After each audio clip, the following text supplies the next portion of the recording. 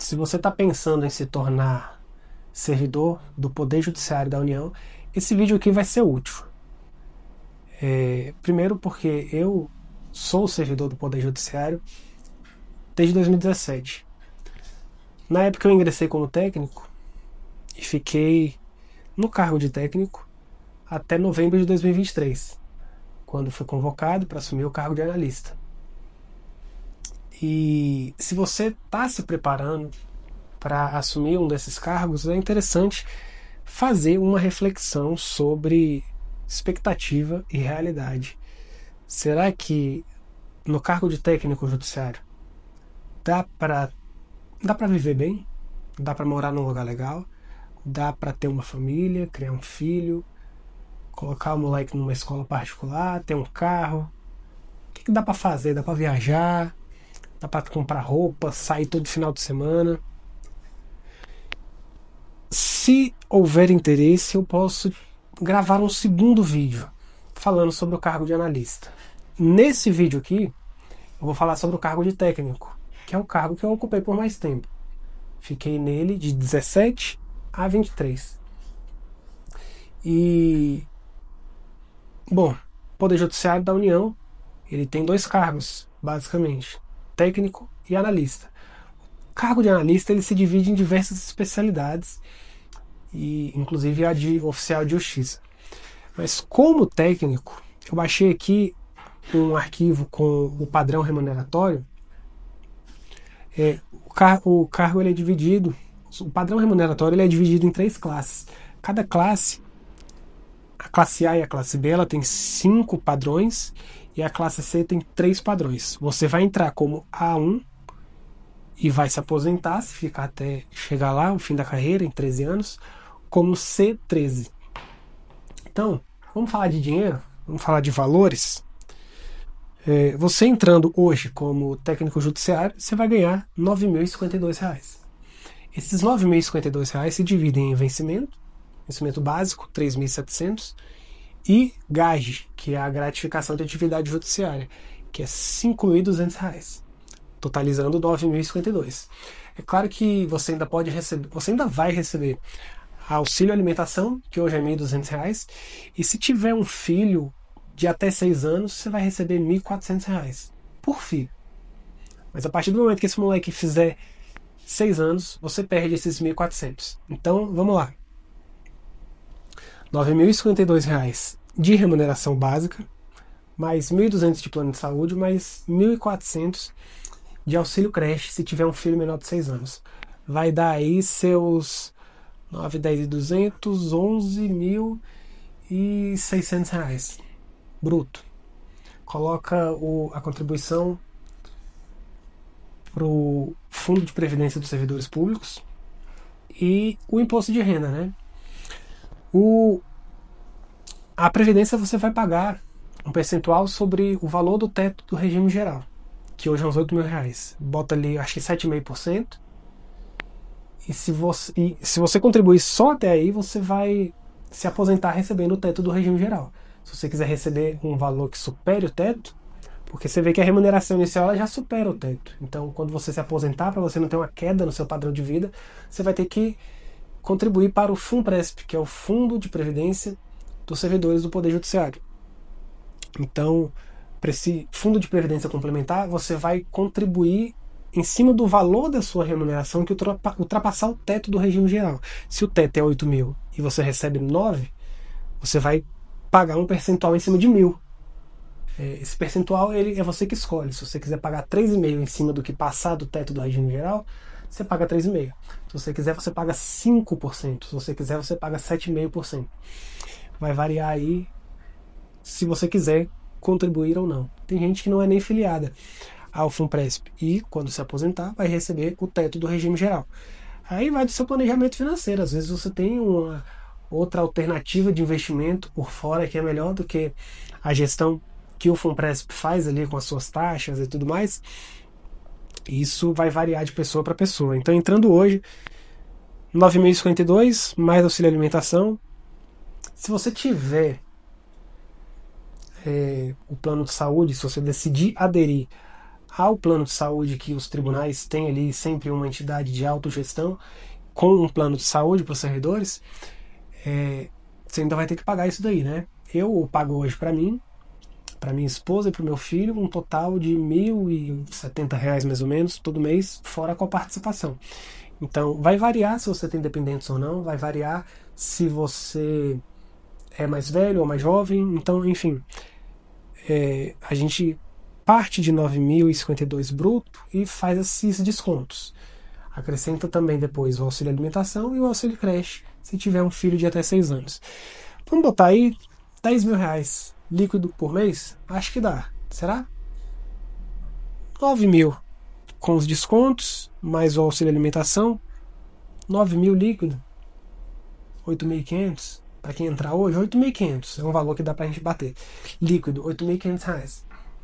O que você faz com R$ 8.500 hoje se você for a única fonte de renda da sua família? Bom, eu como técnico judiciário morei em duas grandes capitais, Brasília e São Paulo. Em Brasília, eu morei no bairro de Águas Claras como técnico judiciário e hoje como analista moro ainda em Águas Claras. E eu não sou a única fonte de renda da família, minha esposa também trabalha, ela tem ali a sua contribuição financeira para o nosso lar. Então, enfim, juntando duas fontes de renda, eu moro hoje em Águas Claras. Não é um bairro muito distante do plano piloto, que é onde ficam os tribunais superiores, é onde fica o Tribunal de Justiça do Distrito Federal. Mas eu não estou em Brasília propriamente, porque Brasília é asa sul e asa norte, né? Então, morando aqui em Águas Claras, eu preciso gastar aí no mínimo 40 minutos por dia para chegar em qualquer um desses tribunais. Eu também morei em São Paulo como técnico. Em São Paulo eu consegui morar, eu trabalhava em regime de teletrabalho. Eu consegui morar em bairros como Pinheiros e Moema, que são bons bairros. Eu não precisava me deslocar para o local de trabalho, então era um custo a menos. E foi possível viver uma vida também razoável em São Paulo. Em Brasília hoje, para você morar ali na Asa Sul ou na Asa Norte, num apartamento reformado, com cozinha legal, um banheiro legal, porque Brasília são prédios dos anos 60, em sua maioria 60, 70, então é tudo muito antigo. Um apartamento de 80 metros para um casal com um filho morar 2 quartos, 3 quartos para botar um escritóriozinho ali, cara, você vai pagar aí uns R$ 7.000 só de aluguel. E se você botar o condomínio, vamos botar aí uns R$ 8.000, porque o condomínio em Brasília, Asa Sul e Asa Norte, não costuma ser barato. São prédios antigos, com poucas unidades, então é um custo elevado mesmo. É difícil morar lá com o salário de técnico. Muito difícil. Então você bota na conta aí despesa com carro, despesa com mercado. Mercado, cara, não dá pra gastar menos de R$ 2.000 hoje não, sustentando uma família. R$ 2.000 de mercado. Escola de menino não é menos do que R$ 1.500 hoje em Brasília, em alguma grande capital, como São Paulo, como Curitiba, como Porto Alegre, enfim. Qualquer grande capital, você não vai conseguir botar seu menino para estudar numa escola particular pagando menos de R$ 1.500. Então, o cara que entra hoje como técnico judiciário e recebe ali seus R$ 8.500 líquido, se ele tiver família, ele consegue sobreviver, mas sem luxo. Talvez consiga sair uma vez por semana para almoçar no shopping, consiga ter um carrinho ali 2020, 2021.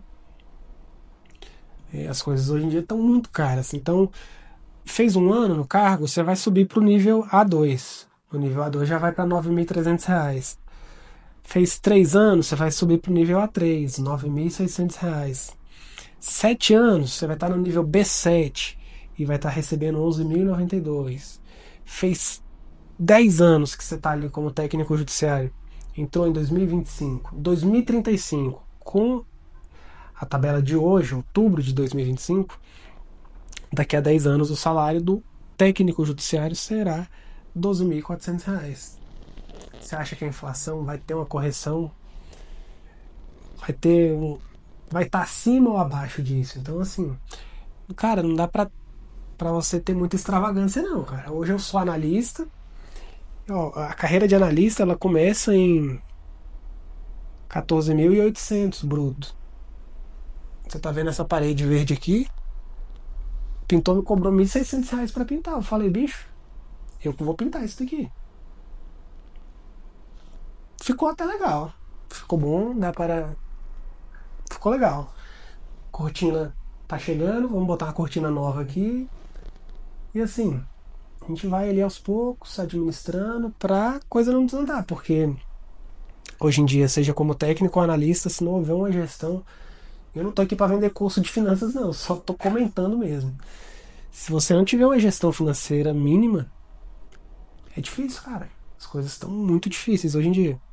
Então, assim, não é reclamando de barriga cheia, não, mas no mundo real aí, para quem tem filho, para quem é casado, se você é a única fonte de renda, é mais difícil ainda. Então, a realidade é essa, cara. Como técnico judiciário, você vai chegar no topo da carreira daqui a 13 anos, ganhando R$ 13.500. Bota mais 1.200 aí de auxílio alimentação, vão vir os descontos obrigatórios e é isso, cara. Você pode receber, claro, também funções comissionadas, né? Vai depender ali da disponibilidade, do seu nível de relacionamento, mas isso também te dá um fôlego a mais para você conseguir respirar. Você, as funções comissionadas, que são as FCs, vai da FC1 até a FC6. Na FC1 você recebe 1.200 além do seu salário. Na FC6 você recebe R$ 3.600. Existem também as CJs. CJ1, que é a primeira, você recebe R$ 7.100 além do seu salário. A CJ4, que é a última, você recebe R$ 11.300 além do seu salário. Então, se você for entrar no serviço público como servidor do Poder Judiciário da União hoje, dependendo exclusivamente do salário, da remuneração ali, que é o vencimento básico mais a gage, é difícil, cara. Então acaba havendo, para quem quer ganhar um pouco mais, uma busca pelas funções comissionadas mesmo. As pessoas tentam mostrar serviço, se aperfeiçoar. Tem também adicionais de capacitação, né? Atualmente você ganha 7,5% a mais se tiver uma especialização, pós-graduação. Você ganha 10% a mais sobre o vencimento básico se tiver um mestrado e 12,5% a mais se tiver um doutorado em cima do vencimento básico. Então, digamos que você é técnico no nível C13 e tem um vencimento básico de R$ 5.600, você bota 10%. Se você tiver um doutorado, você vai ganhar R$ 500 a mais. Por ser um mestrado. Por ser um mestre em direito, são R$ 500 a mais no bolso. Aí você faz as contas aí, cara. Eu ainda acho que é uma carreira atrativa, porque como advogado, se você for empregado, a vida é ainda mais difícil. Você pode eventualmente se colocar num bom escritório, você pode receber bônus trimestrais, participação aí nos lucros do escritório, mas ainda assim você vai ter uma rotina de trabalho muito mais puxada do que a de um técnico. Técnico é hoje um cargo de nível superior.